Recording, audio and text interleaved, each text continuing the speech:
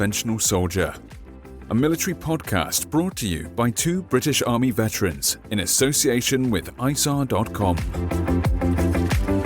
Welcome everyone, and thanks for downloading another episode of the podcast. Our guest today is Mark Martin, who serves as a regular soldier and officer in the Royal Artillery from 1983 to 2018.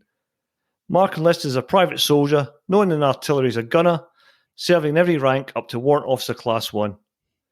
His non-commissioned final appointment was RSM of a regular MLRS, that's a multiple launch rocket system, and UAV unmanned aerial vehicle regiment.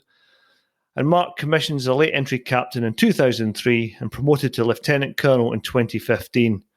Today we're going to be talking about one of the lesser known rearguard actions on the retreat to Dunkirk. This is the Battle of Hondeghem, which took place on the 27th of May 1940, when K Battery engaged lead elements of 6th Panzer Division, halting them at the village and a vicious street fighting, firing their 18-pounder guns at ranges of 100 yards or less.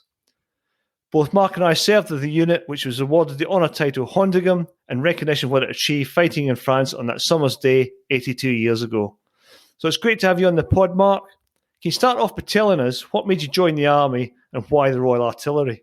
To an extent, I think all of that was relatively unintentional. I had no intention of staying in long term. I was going to do 3 years, get my HGV licence and go back to Pembrokeshire after having seen a little bit of the world. It didn't work out like that. You could take it back to, as a teenager, I was really into motorbikes. I had a bad accident when I was 15 on one, which I shouldn't have been on, broke my leg. When I started work, I went through a series of pretty poor jobs and then broke my other leg in another motorcycle accident when I was 17. That gave me about 4 months to think about where my life was and where it was going. I think it was the day after I got my leg out of plaster. I think I just had a bit of an epiphany and said to my mother, I'm going to join the Army. A couple of weeks later, I tipped up at Pembroke Dock recruiting officers, long-haired. Certainly didn't look like the sort of role model candidate they'd be after. And then a couple of months later, I found myself at Sutton Coldfield going through the selection process. What I wanted to join was the Royal Welsh Fusiliers because there were lads in my town, and that's where they didn't what they'd gone into, and it seemed quite attractive. But whilst I was there, a quite wily recruiting senior NCO said to me, and this was in September, there's no intake for the Royal Welsh Fusiliers until February. But if you go into the Gunners in November, you can do your basic training, use it as a beat-up, and then transfer to Royal Welsh Fusiliers at the end of that. So he lied to you, basically. Absolutely. I had no job. I was skint. I was desperate to get in. And I took what was on offer, and I just swallowed it hook, line, and sinker. And then in 1984, at the end of basic training, we were called in one at a time into the Troop Commander's office. And now Troop Commander at that stage was a W02 Gin Jives. And when he'd give me a debrief on my performance during basic training, which had gone pretty well, he then asked me if I had anything to say. When I then said, well, can I now transfer to the Welsh Fusiliers? All I got was the biggest rollicking of my career. Genuinely, I've never had one like that since. An assignment ordered at 50 Missile Regiment. So I tipped up there a few months later and joined the Special Defence Group. And Lee Chapman, one of your previous guests, will have spoken to the viewers about that. Organisation was basically they fulfilled the role of infanteers guarding the nuclear missiles when they were mobile and static. Really highly trained individuals, Brecon trained, high caliber guys, and I enjoyed being there. But it wasn't really for me because no matter how good they were on the ground, we also spent a lot of time doing block jobs and cleaning Land Rover screens, which wasn't what I joined the Army to do. So I was looking for a way out, and later that year, encouraged by my troop sergeant, an advert came up looking for volunteers for special OP selection. Nobody really knew a great deal about it, apart from the fact that nobody from 50 Missile Regiment had passed it, including the Brecon-trained individuals that had gone on it. But I had nothing to lose, so I volunteered. And there was a drive to get numbers on the course, and there were a number of us from 50 Missile Regiment that went on the selection in the new year. Fortunately for me, I also started the basic SDG course in the January, which was 6 weeks of really quite arduous infantry training. Fortunately for me, I had that as a beat-up, and I went on the special OP selection right at the end of that course, along with another number of other guys. When you did the original course, it was 1 week selection. If you got through that, then you were allowed to start the course, but obviously you could be removed at any stage. But you had the opportunity on the Wednesday of that 1 week selection to take yourself off it. When we reached that point, everybody from 50 Missile Regiment decided they were going to go. And me, just being bloody minded, said I'll stay here till the end of the week. Unfortunately, I got an unconditional pass and started the course that week, and I still look at it back on it now as probably the most important week of my career, because it set the foundations for everything I achieved after that. Got through the selection course, not massively strongly. There could have been me on a few occasions, but I think Geordie Watson, the infantry PSI, saw some potential and stuck with me. And for the next 4 years, then I was in the patrols from gunner to bombardier, following the very positive examples of those that I work for. Then there was some real high caliber role models amongst those individuals, both in 5th Regiment and the 3-2 Regiment's OP troops. And if you followed those examples, you weren't going to go far wrong. Not just them, everyone that I worked with was good in one way or another, and I learned a lot from those that I had the honour to serve with at that stage. And then after 4 years in the patrols, I then went back to 17 Training Regiment as a bombardier instructor. Day one, RSM's interview. I walked into the RSM's office, and who was stood in front of me but none other than the then RSM, Gin Jives, who was my troop commander when it was in basic training, who clocked me straight away because obviously I've got some memorable features. And we actually had a really good laugh about it. And I admitted to him that he was right, that my future I was better off in the gunners. And that was definitely proven over time. I did that for 2 years. And in 1991, I returned to the battery just in time to hand everybody a can of beer as they were getting off the coach from Up Granby, only to receive a day-on-day slating for the next few months, which culminated on Remembrance Day that year, because I think I was the only one without a Gulf medal or any medal at that stage, and it was absolutely relentless. I remember the worst part was after PT, you're the only one without a tan, and you're being Welsh, you don't have an actual tan anyway. No, I was the proverbial milk bottle, and it was another excuse just for some ribbing. And you had to have thick skin in those days. But one of the plus side of having gone to Woolwich for 2 years is I was actually the only full screw that had completed its education for promotion, which sent me straight to the top of the promotion list. So at the back end of that year, I was fortunate enough to promote to sergeant. I then spent 4 years as a patrol commander, covering as troop staff sergeant at times, certainly for the last year of that, which was one of my favourite jobs. Absolutely brilliant job, brilliant experience working with top guys. With actually in a role where you've got nobody looking over your shoulder all the time. I then promoted to Staff Sergeant, stayed within the Special OPs, promoted again to WO2 rapidly after that, and was sent on the Gunnery Careers course, which is a year-long course at the Royal School of Artillery, doing technical things such as survey, MRS, UAV, sound ranging, radar, all those things that I had no idea of before I went on there. I had no technical background at all. The most technical thing I'd done before going on that course was tune a PRC 320, which whilst it had its challenges was nowhere near as complex as some of the things we stepped into. And this course turns out all the sort of the technical subject matter experts on all the Royal Artillery disciplines, and it's quite a prestigious course to get on, isn't it? That's right. I think most of the people that do the course went on to make WO1 and commission there afterward. I didn't want to stay at the school despite coming top of the course, and I was fortunate enough to get a posting as a TSM of the Phoenix Troop in 3-9 Regiment, which had just formed up, ready to take on the equipment after a lull in its existence. I'd 76 people, men and women, and I'd never served in a normal role before. And that job was the making me, because I really learned how to be a sergeant major during those couple of years, which was really beneficial, because at the end of that, I then got the job that I'd coveted for a long time, which was to go back to 473 Battery as the battery sergeant major. Really busy 2 years. A Jedi test, and I think anybody who's done a battery sergeant major job will say the same. Probably one of the hardest jobs I've ever done, not just because of the work-related pressure, but the pressure you put yourself under. Because it was a job I'd coveted in an organisation where I cared about my reputation, I put myself under a significant amount of pressure. But it's also exacerbated by the fact that if you do well in the job, you're likely to promote to W1 out of it as well. And obviously, like most people who are in those roles, you want to achieve some sort of reward for your efforts, but you've got to be careful what you wish for, because it was it stripped me, and it was I was very, very tired at the end of the job. Great job, I think it's one of our other guests. I can't remember which. I think it was John Holden, one of the former battery commanders of 473, said that the more highly motivated and highly trained the troops, the more difficult it is a job of leading and managing them for obvious reasons. Yeah, absolutely. And that's probably one for another day. But I saw how hard the battery commanders worked as well during my time there. And I only got to appreciate the sacrifices they made individually and career-wise towards the latter end of my time in the battery, because I took it for granted as a young soldier that they should do that. Well, actually, they didn't have to. But a lot of them went above and beyond. Maybe more on that on another day. Fortunately, I did promote to 001. I went to 3-2 Regiment as the RSM, did Op Tosca and Op Telic 1, both of which K Battery were deployed on. Commissioned at that stage, was lucky enough to go back to 5 Regiment, BKP Battery.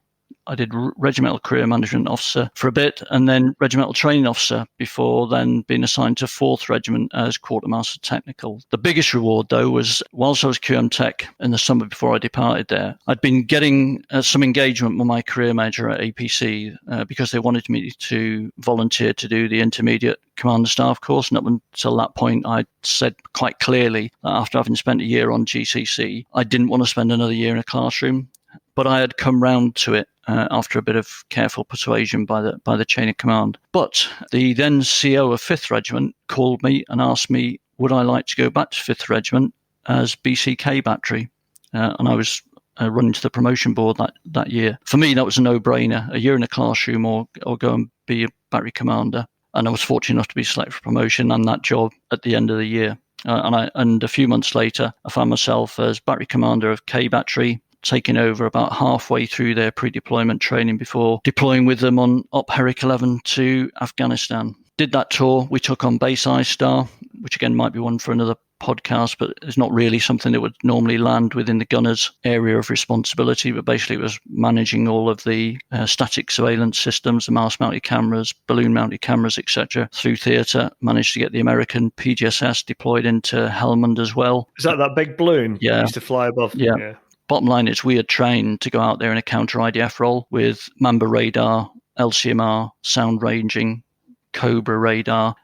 We had to retrain during that deployment to take on Base I-Star systems, find it all because it was spread all around theatre, broken, not being used properly. It was a real job of work, and a great credit to the soldiers and officers of K Battery and the tasks that they undertook there. Difficult lines of communication, but they'd achieved a lot by the end of the tour. We were fortunate enough, or I was fortunate enough, to be extended for a year as BC and take them back out on Op Herrick 15, where we really got to see the whole Base I-Star piece having evolved with a network across theatre where you could, in one PB, look at the PGSS footage of a site a long way across in Helmand, allowing decision makers to make really informed decisions based upon the imagery they were able to be provided with, track stuff over distance, all things that we couldn't have dreamed of at the beginning of Op Herrick 11. Great credit to 5th Regiment for what they did. I think one of the problems you've got as well is you never train with this kit in a combined arms scenario. So a lot of the infantry and attached arms are just unaware of its existence and don't understand what you can offer them.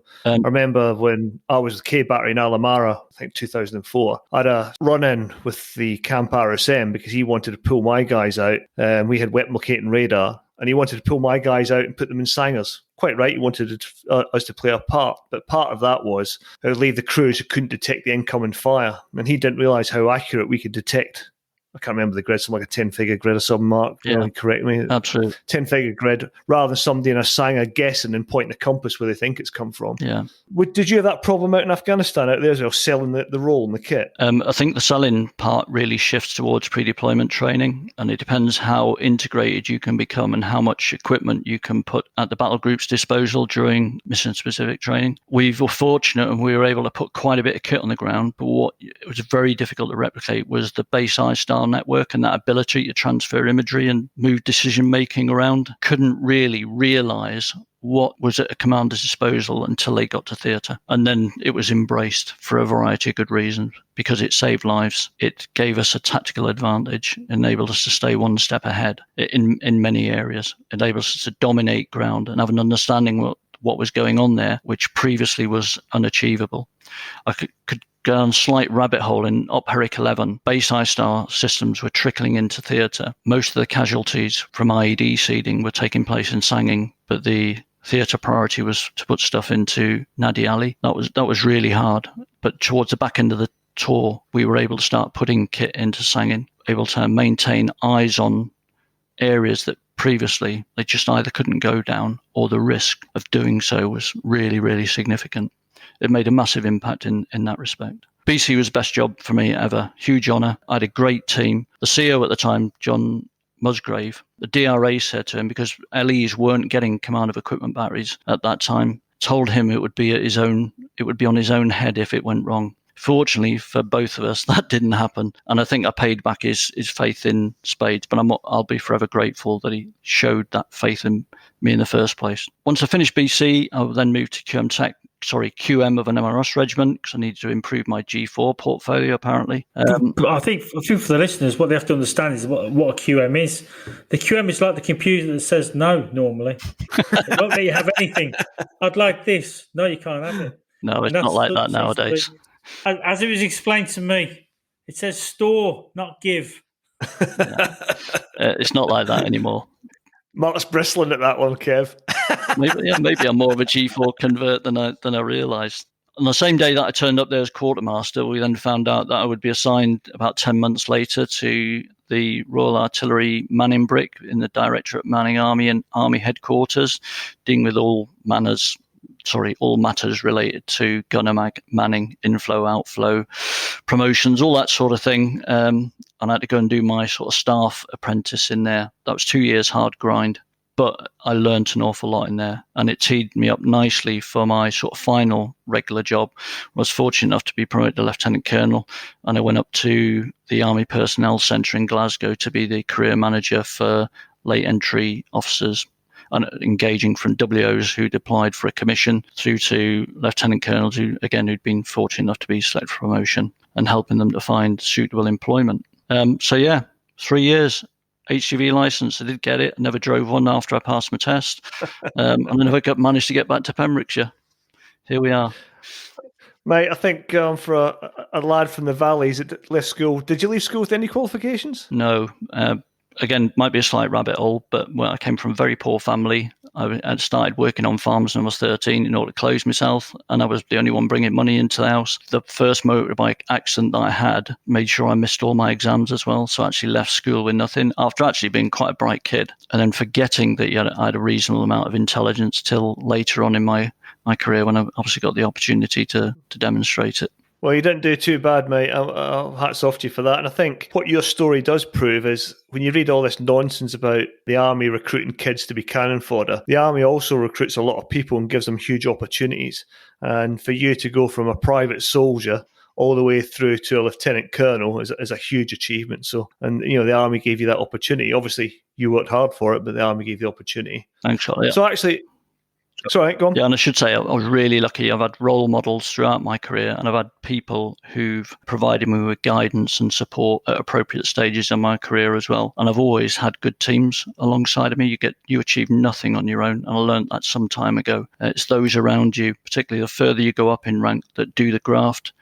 You just pull the strings. You really are dependent on other people if you want to have a successful career, and you need to look after them. So it'd be a missed opportunity for us not to sing the praises of the Royal Regiment of Artillery, because there's 3 gunners here. So before we get into the main part of the pod, we're just going to cover some facts about the regiment we used to belong to, collectively referred to as the Gunners. So I thought I'd kick off with some quotes first, because we all love a good quote. Artillery conquers and infantry occupies, by GFC Fuller, a very famous tactician, sort of pre-Second World War. The harder the fighting and the longer the war, the more the infantry, and in fact all the arms, lean on the gunners. That's from General Bernard Montgomery, who should need no other introduction. And finally, great battles are won with artillery, and that one was by Napoleon Bonaparte. And during the Second World War, the Germans assessed the Royal Artillery as the most professional arm of the British Army, and said that its gunners were accurate, effective and efficient in providing fire support for their armoured and infantry colleagues, better than that in any other army. So high praise indeed. And the Royal Artillery in the Second World War was huge. There were 960 Royal Artillery regiments during the Second World War, with over 1 million men. Its size fell to 250,000 in 1945. You can't imagine. It's huge, that isn't size. It? When you compare the armed forces today, even when you start looking at Americans, when you start talking about 1 million soldiers in the Royal Artillery alone. And what's the army now? 82,000? Yeah. Complete army, 82,000. With a 25,000 reserve. I'm also going to take this opportunity to destroy some myths. So the Royal Artillery wear a white lanyard on their shoulder, and the common myth from everybody else in the army, this is for cowardice. It's not, okay? And the Royal Engineers don't wear a rolled lanyard for saving our guns is another common myth.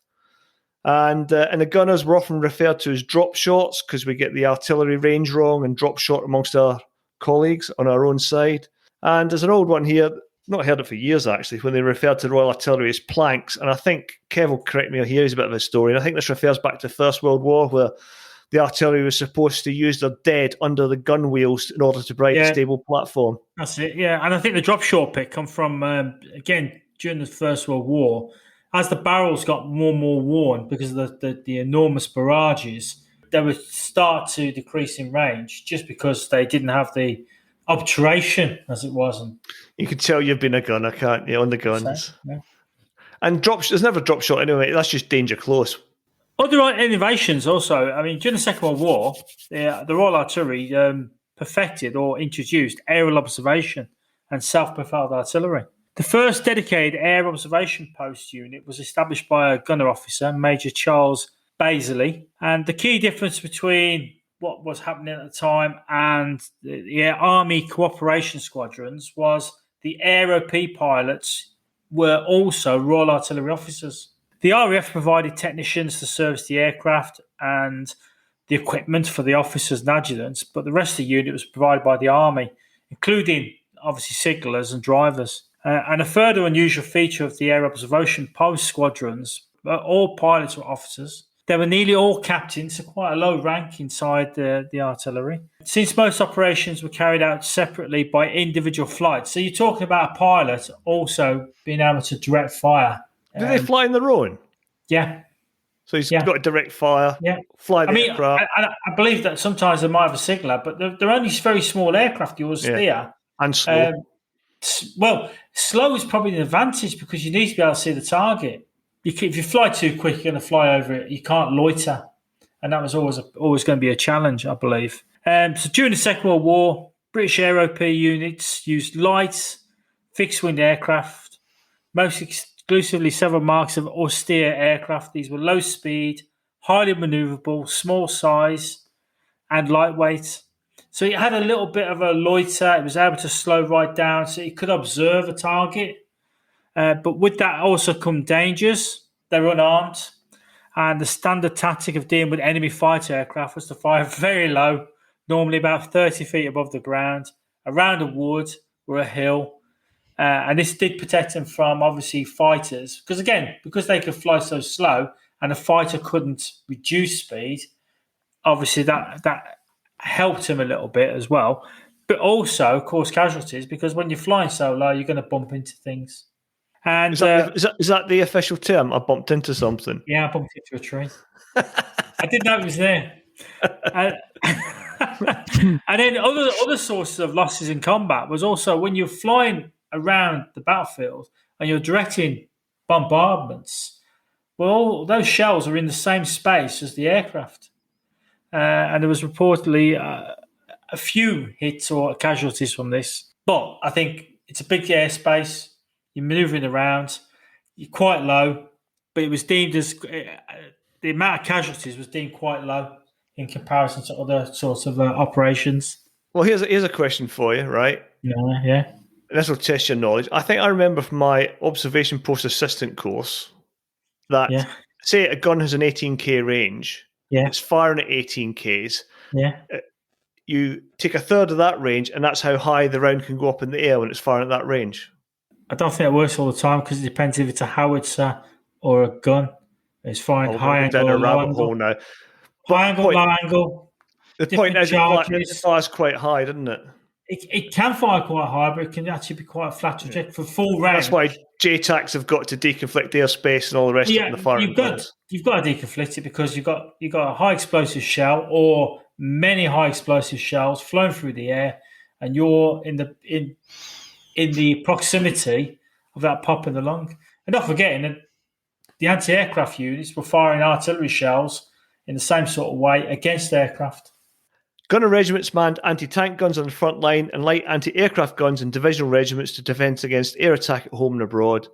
The artillery also helped to protect convoys that brought essential supplies to Britain, and anti-aircraft gunners had a finest hour when they destroyed the majority of the V-1 flying bombs launched against Britain from June 1944.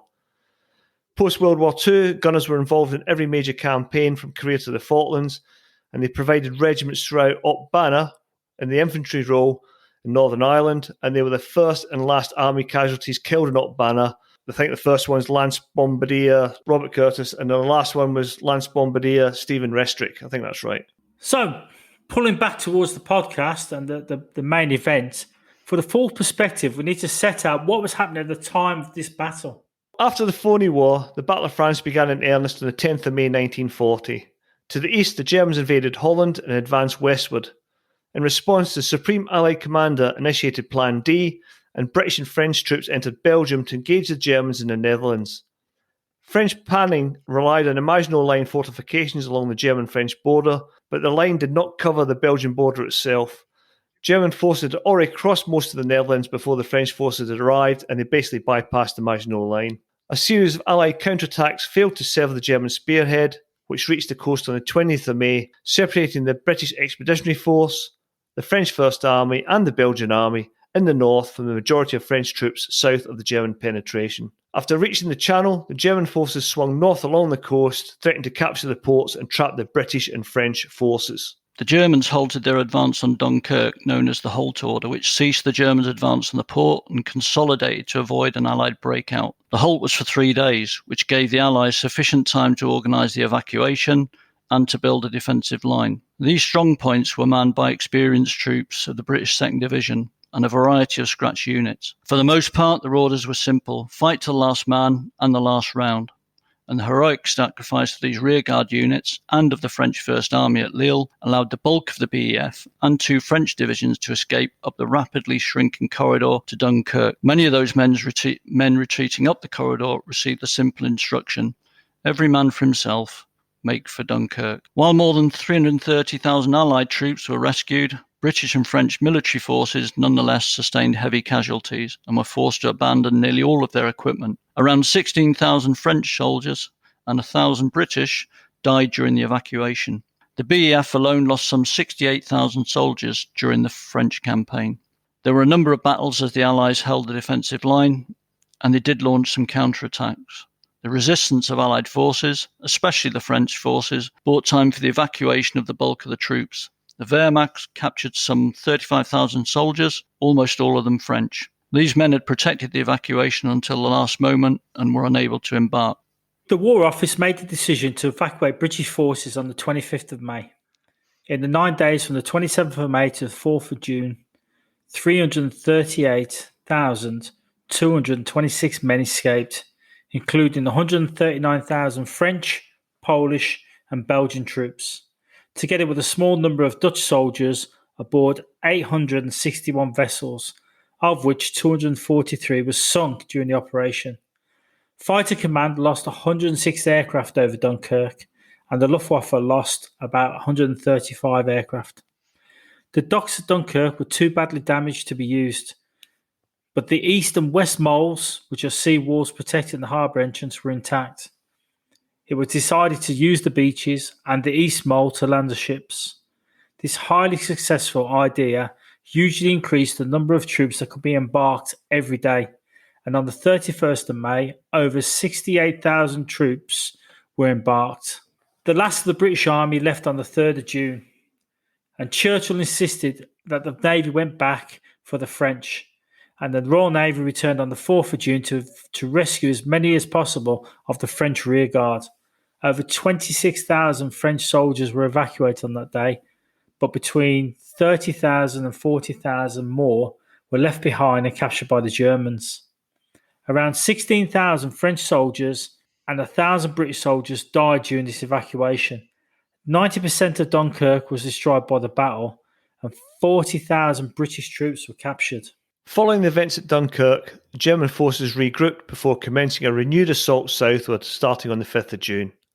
Although the French soldiers who had been evacuated at Dunkirk returned to France a few hours later to stop the German advance, and 2 fresh British divisions had begun moving to France in an attempt to form a second BEF, the decision was taken on the 14th of June to withdraw all the remaining British troops in an evacuation called Operation Ariel. By the 25th of June, almost 192,000 Allied personnel, 144,000 of them British, had been evacuated through various French ports. Although the French army fought on, German troops entered Paris on the 14th of June. The loss of material on the beaches was enormous. The British army left enough equipment behind to fit out about 8 to 10 divisions. British press later exploited the successful evacuation of Dunkirk in 1940, and particularly the role of the Dunkirk little ships. Many of them were private vessels such as fishing boats and pleasure cruisers, but commercial vessels such as ferries were also used, and these were guided by naval craft across the channel and assisted in the official evacuation.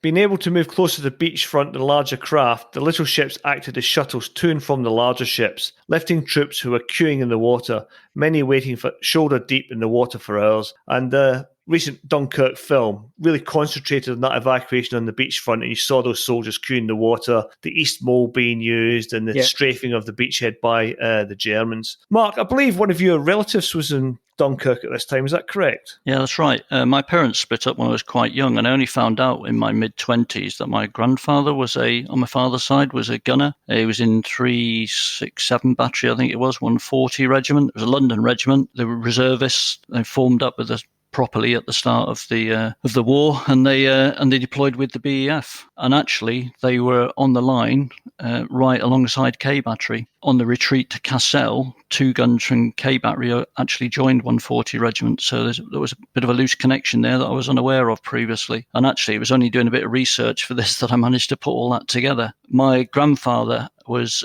quite badly injured on the retreat from Cassel to Dunkirk, but was obviously evacuated safely from there.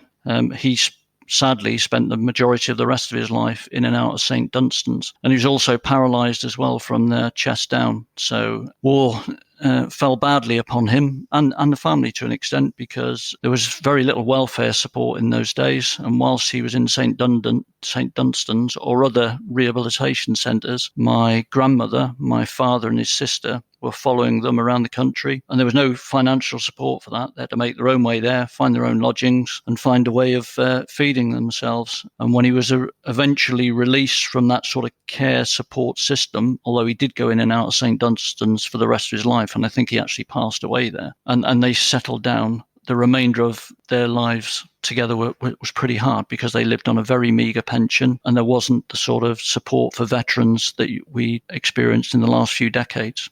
As a result, my father was a bit anti-war and not particularly keen on the army either. It was too late at that stage because I was already in. But that was replicated up and down the country, wasn't it? Tens of thousands of people. And I'm not demeaning or making the case for your grandfather any less than you've just stated, but the shocking treatment of veterans post First and Second World War was all over the place, wasn't it?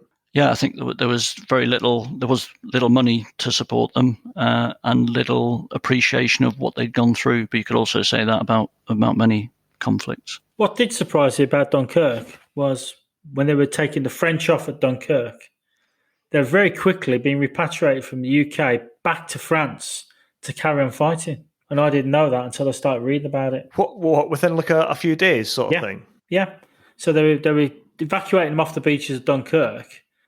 Everyone got back to the UK. They're reorganising people. And as we talked about the second operation to evacuate the British, they were bringing the French soldiers back to France to carry on with the fight. Yeah. I mean, there's a couple of scenes in the Dunkirk film, the latest one, where there's British soldiers, officers stopping French soldiers getting on board vessels, and seemingly that did happen. And there is a bit of a myth that the French gave up, but there's some French units fought exceptionally hard and exceptionally bravely, and they don't get the full credit for their part in that holding action. No, if they had given up, we wouldn't have got half the troops off. For the account of the Battle of Hondeghem... Oh.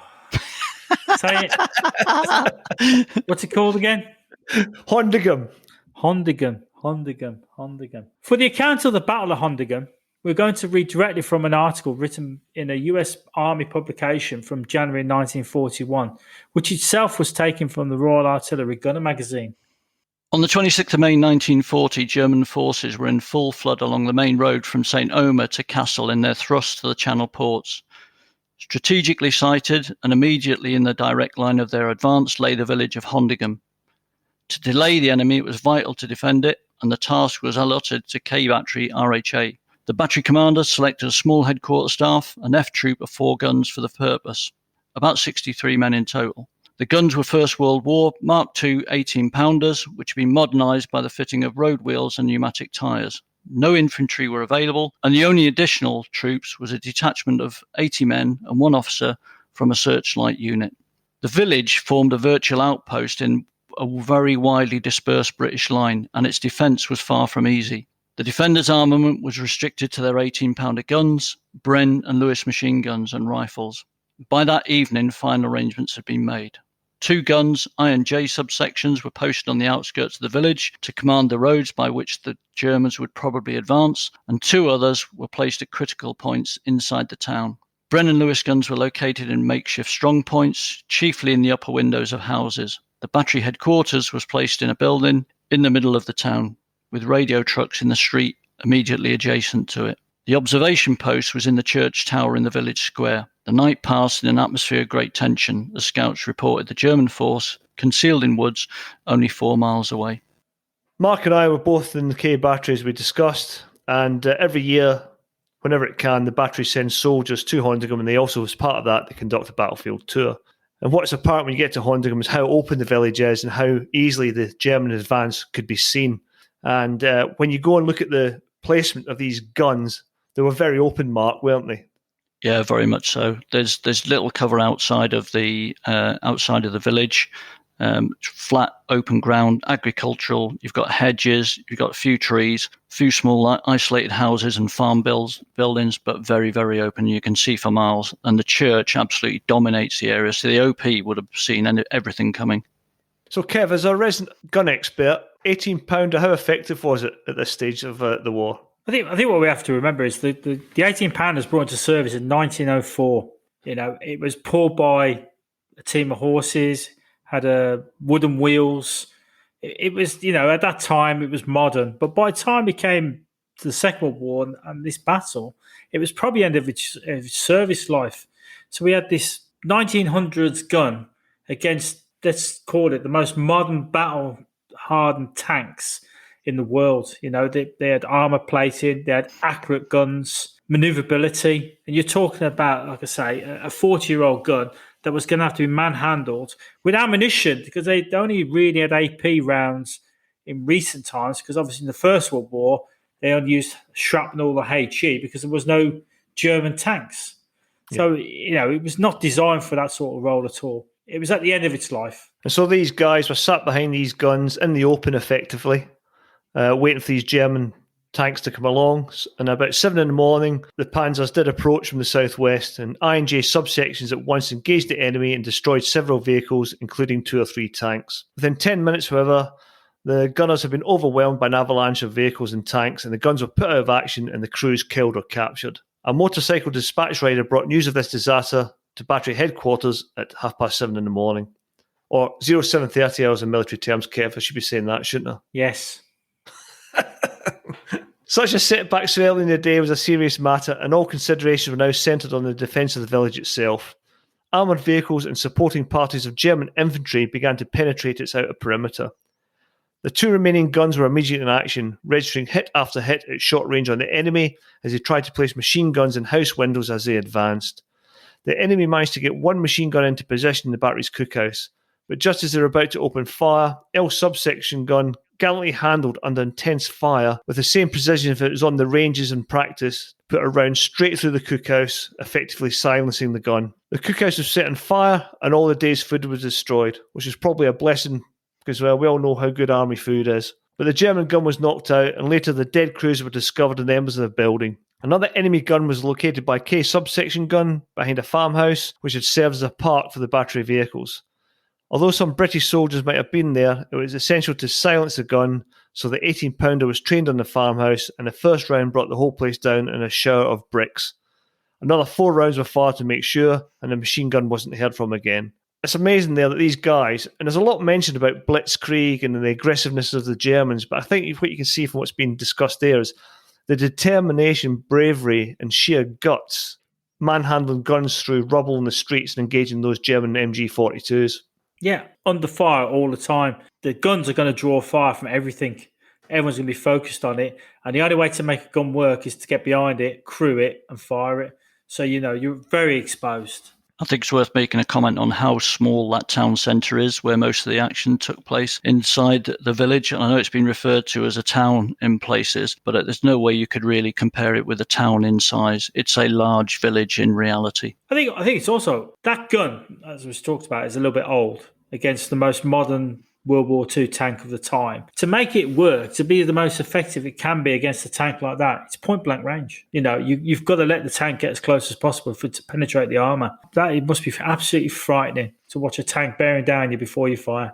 Another thing to mention is, we mentioned at the start that they were armed with Bren guns and Lewis guns, so they would be providing quite a bit of suppressing fire as well. And I think it's probably a good indicator of the decent training that the British had, that, Mark, your grandfather was given a prize, wasn't he, for Lewis gun? I've recently found some trophies at my father's house where he was awarded Best Lewis Gun Team in 1937, and some other trophies they're all basically small arms orientated. So they clearly did a lot of small arms training and were very proficient with the weapons that they had available. Go back to the British Expeditionary Force in the Lee Enfield. I mean, the Lee Enfield was capable of a higher rate of fire than the German rifle as well. And the British Army at the time concentrated on marksmanship. So there's no doubt these gunners, were very good at sort of infantry-style fighting as well.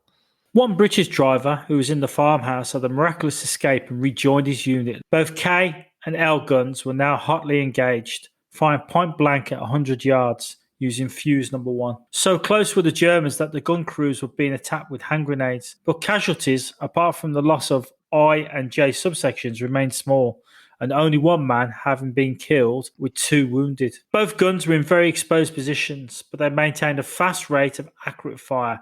Every round took effect.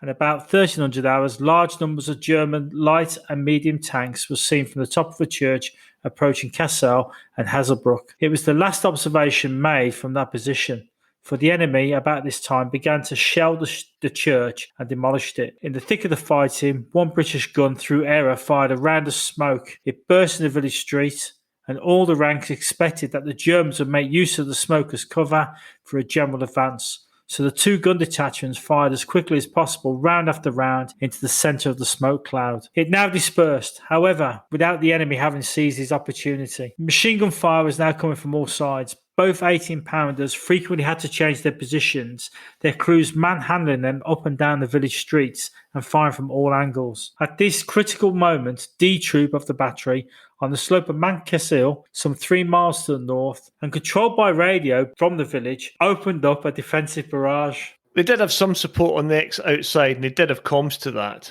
When this battery started firing, they were sort of badly positioned on a forward slope, and we'll see from the next part of the account that they paid a high price for supplying support to the unit, parts of the unit in Hondeghem. I think it might be worth just commenting on the fact that the streets running into the centre of Hondeghem are very, very narrow. So it would have been difficult to manoeuvre tanks and vehicles up there, and they were very much channelled. There's only so much you could get down there. So K Battery, having control of the village at that stage, put them in a very commanding position. And obviously, rubble falling into the streets is creating natural obstacles as well, isn't it? As when you knock a tank out, it becomes a roadblock. So accurate was D Troop's shooting from the hillside that although at one time their shells were dropping within 50 yards of the 2 guns in the village, not a single round fell among their own troops. Unfortunately, this firing brought down devastating German counter-battery fire, which knocked out 3 of D Troop's 4 guns. The remaining section continued to fire, though only 1 round each 5 minutes, as its ammunition supply was nearly exhausted. The German activity as well seemed to die down a little. Battery drivers, armed with rifles, did some excellent work taking pot shots at the enemy from windows. And at 15:30 hours, it became apparent that the small garrison could hold out no longer. Ammunition was almost gone. All the food supplies had been destroyed. No reinforcements, except a small detachment of Fife and Forfar yeomanry had appeared, and finally they were in great danger of being surrounded.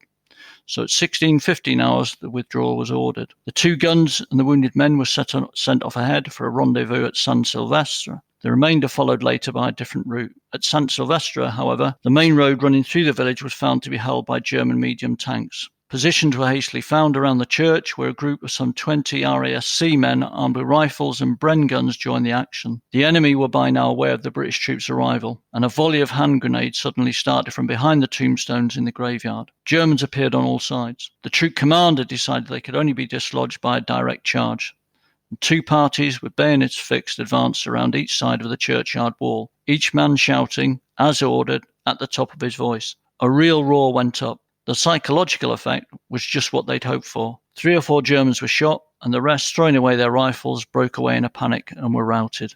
And I think K Battery is one of the few British Army units that appeared in the Victor comic in the 60s or 70s, and it's called The Battlers of Battery K, and it centres round the punch-up at Hondeghem. There's a classic little bit in that where it shows you the bayonet attack and the Germans running off in terror. Classic comic article, and it's often used as a leaving presentation for people when they finish their time within the battery. Both guns were now again brought into action from the graveyard and fired what little ammunition was left into the neighbouring houses. One gun was limbered up to its quad for a change of position, but both gun and the quad were blown to pieces by 2 direct hits from a German gun firing along the road. Though the situation then began to look desperate, the men were in no way disheartened and were still full of fight. Charges were made by small parties against houses where Germans were hidden, and K's one remaining gun continued firing until its last round had been expended. Darkness was coming on, and lights were winking here and there in the dusk, and it was thought that the Germans were bringing up reinforcements. The decision was to run for it. The men piled into remaining lorries, and L subsection gun was put out of action and abandoned. The British vehicles drove off under fire from German tanks in the fields. There was a left turn, then a right turn in the road commanded by a German machine gun. This S-turn had to be taken at speed. The first vehicle was ditched at the second curve, and the occupants scrambled out and were taken into the third truck. The second vehicle, meanwhile, had negotiated the first turn, but the driver missed the second and went straight through a hedge into the field. As the ground was dry, he drove on, crossed the field, and rejoined the road, where it skirted the field at a further point. And I think you can see from that how that was very much a very last minute withdrawal, and they nearly killed a few people with some panicked driving. Escaping at last from the German machine gun fire, the convoy went on in comparative safety, and after a mile or so, startled the party of the East Riding Yeomanry by arriving alive by the very road they'd just mined. One of the trucks had actually been blown up, but the occupants escaped injury. In this secondary engagement at St. Celice, which lasted 2.5 hours, all ranks showed once again the greatest bravery and coolness, which was all the more remarkable following as it did on the day's continuous fighting. All through the heat of battle, the men of K Battery took orders and carried them out with the same expenditure and precision as though they were on the barrack square at home. A heavy toll was paid in casualties, but the gallantry of those who fell will remain for all time an incentive and example to all the ranks of the Royal Regiment. The American author of this piece also commented on a number of aspects of the action which are relevant today and even relevant when you're looking at it in Ukraine. They were saying what would have happened if they had made better use of obstacles. Now, obviously, the battery didn't have time, but you could see in Ukraine now where they were welding homemade girders and bringing in barriers to the roads to stop the Russians advancing. And we've already touched on this, but he emphasised again that all personnel must be given real, not nominal target and combat practice with rifle and machine gun. And I think you can see the effectiveness of that at Hondeghem. He does comment. Go on, Kev. Yeah, I think looking at our time, we were very lucky in our unit. We did a hell of a lot of small arm training. But in other units, it was all the focus on the equipment, or on, if they're on the gun unit, it was on the gun. But it wasn't necessarily on the small arms and those small tactics that required. And we talked about this before. A gun position can only be defended by the people on the gun position. There was no one else to do that.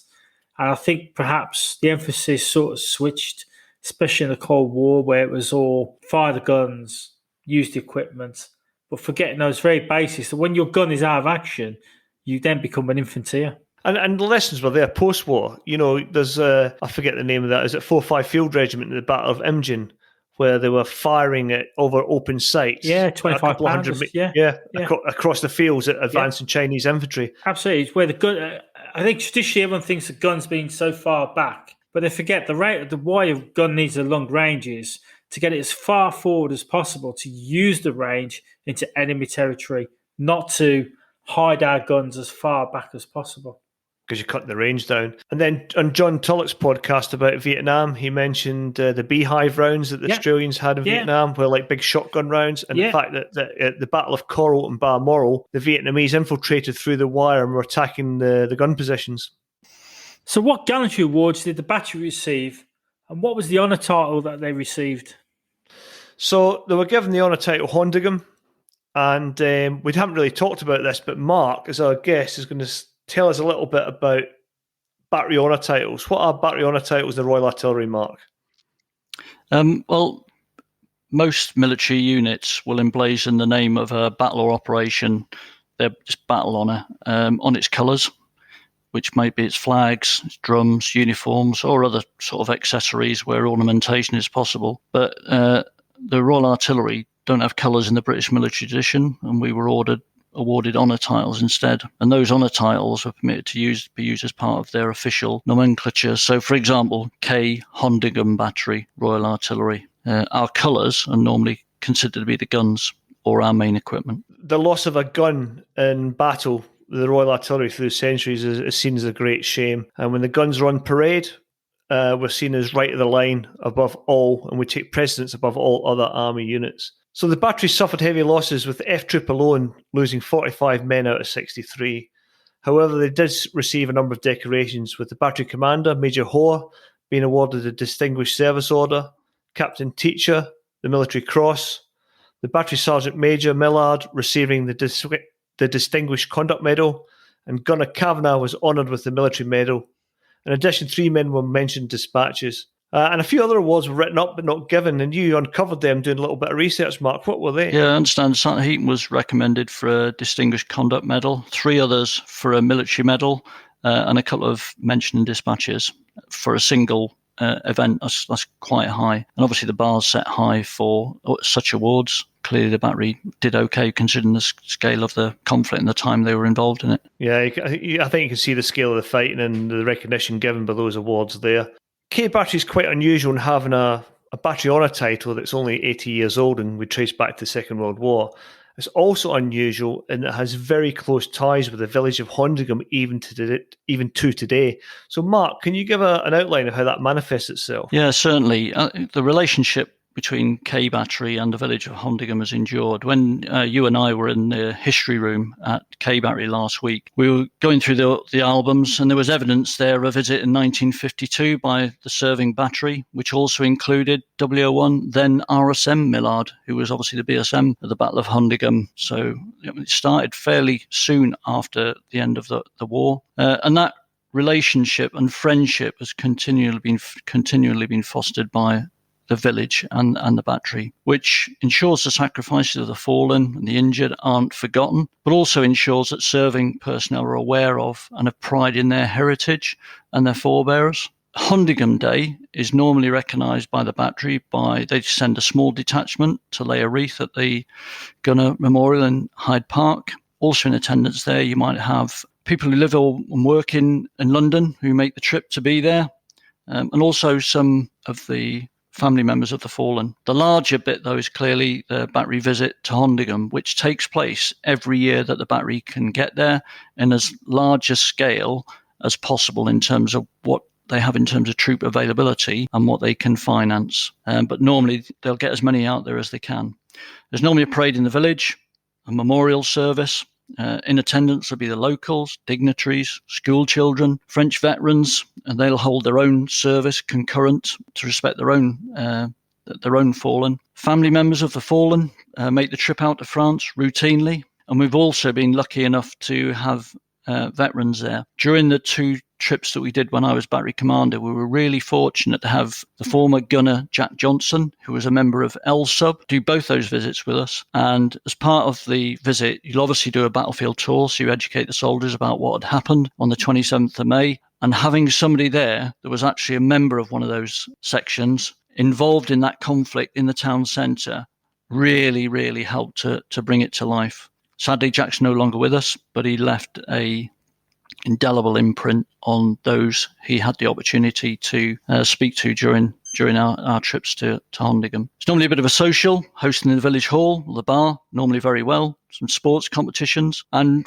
real friendships created and bonds maintained. It's not just about going there and doing your bit to mark the occasion. There is a genuine friendship between the battery and the villagers. And don't forget, the officers will do a turnover every 2 or 3 years. There are soldiers that spent their whole career in K Battery. And you can imagine when they've been going year on year, or as often as they can, how strong that bond, that friendship, and their pride in that association with Hondeghem is. They also, battery will go to San Silvestre and visit there and lay a wreath, because there are fallen members of the battery there as well. There's a number of soldiers buried in the Hondeghem churchyard as well from the battery. That's right, yeah, buried in both locations. There can't be many subunits that have retained such a strong bond with the people in the area in which its battle honour was awarded. I appreciate it's a relatively new battle honour in 1940. We owe a great deal to those that have served in K Battery, who've worked so hard over the years to keep it going, keep finding the money to be able to visit, and keep putting the effort in, because it is a challenge to get out there sometimes. Equally, the village of Hondeghem have always been welcoming, always turn out in numbers, and I think both parties are very grateful for the effort that each put in to maintaining that bond, which is very special. I have to agree. The time I went, I was turned up there and I was taken aback by how receptive and welcoming and the really obvious good relations with the unit that were there. And as you mentioned earlier, Mark, there's even a street, Rue de K Hondeghem Battery, in Hondeghem itself. So they've named a street after the battery. Well, as usual, we will finish off with Des Island Dits. So thank you, Mark, for joining us on this episode. So, Mark, what is your choice of book, film, and luxury item? Well, unlike you two well-read fellows, I rarely get the time to do any reading. So what I'm going to nominate is the book, the most referred to book I've ever owned, which was Lofty Wiseman's SAS Survival Handbook, which a lot of people from the OP troops in Germany will be very familiar with. Special observers require the ability to escape and evade, and obviously resist interrogation if required, live off the ground, get back to your own lines. And combat survival training was bread and butter for us. We all had to go to the Long Range Reconnaissance Patrol School and do the survival course there with resistance to interrogation. And once you reach Sergeant, we had to go and do the Army Combat Survival Instructors course at Hereford. And the battery routinely delivered combat survival training in Germany, the UK, elsewhere in Europe. Lofty Wiseman's Survival Handbook was the go-to reference material when preparing and delivering survival demos, because not all aspects of it are instinctive. We don't all live in woods or in the jungle and survive for weeks and months on end. You have to re-educate yourself and prepare quite meticulously for things you're going to deliver for other people. I think most of us had a copy on our bookshelf or the Army Combat Survival Instructor course notes. And there would be a lot of people now very embarrassed to say how many copies of Combat Survival magazine they also bought as well, which is making us all sound like complete losers. But actually, it was one of the more enjoyable aspects of the job. What's your film choice then to beat the book? There's been some cracking choices on this, and it's getting hard to pick something that hasn't gone before. So my choice is Cockleshell Heroes, which is a fictionalized version of Op Frankton, based on the raid on German shipping in Bordeaux Harbour in 1942, where Royal Marine Commandos infiltrated 140 kilometres in small, flimsy kayaks, cockles, launched from a submarine at sea. And it had Herbie Hasler and Bill Sparks as technical advisors, and they were the two survivors of that mission. And the aim of the operation was destroy shipping using limpet mines and block the harbour. I think, as we all know, of the 10 commandos who launched at sea, 2 were lost at sea, 4 were captured en route, 4 made it to the harbour, 2 of whom were captured at the start of the E&E phase, and in total 6 people were executed by the Germans under Hitler's commando order, which was basically anyone caught behind the lines in uniform would be shot irrespective. And 2 survived after an 800-kilometre, 4-month overland extraction, which is a significant achievement. You can sort of loosely compare that mission to the Special OP's Stay Behind role, because they went through a pretty arduous selection course. They had training on escape and evasion, had to maintain a high standard of fitness, etc., etc. And the likelihood of successful extraction was pretty slim. Even Mountbatten, who was head of combined operations at that stage, didn't think it would be successful. They moved by night, hid by day, no support, and they had the additional challenge of the sea. The book, Cockleshell Heroes, is actually much better than the film because the film stops at the start of the E&E, and the E&E was a significant achievement. And I'd commend the book by C.E. Lucas Phillips. It's only a short book. You could read it out with a couple of hours sat at an HLS waiting for a helicopter, and he was a gunner officer in the First and Second World War. So bearing in mind that I've talking about survival and the fact that I don't actually enjoy doing it, and I don't like getting wet and cold, and moving on to my luxury item then, it is a good sleeping bag or sleeping system. I'm pretty confident I could survive in a survival situation and have improvised most things in the past for demos, clothing, tools. Sleeping bag never got quite right because no matter what you stuffed in it, you're always freezing, and it's not a patch on a nice warm down dust bag.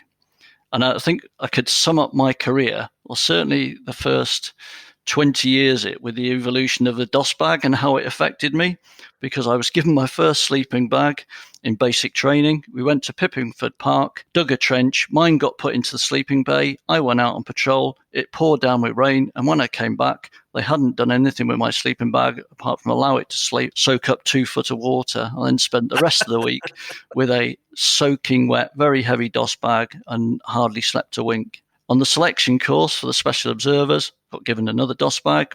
You weren't allowed to get in it. It had no zip, you had no roll mat, and it had 3 feathers in it. Yeah.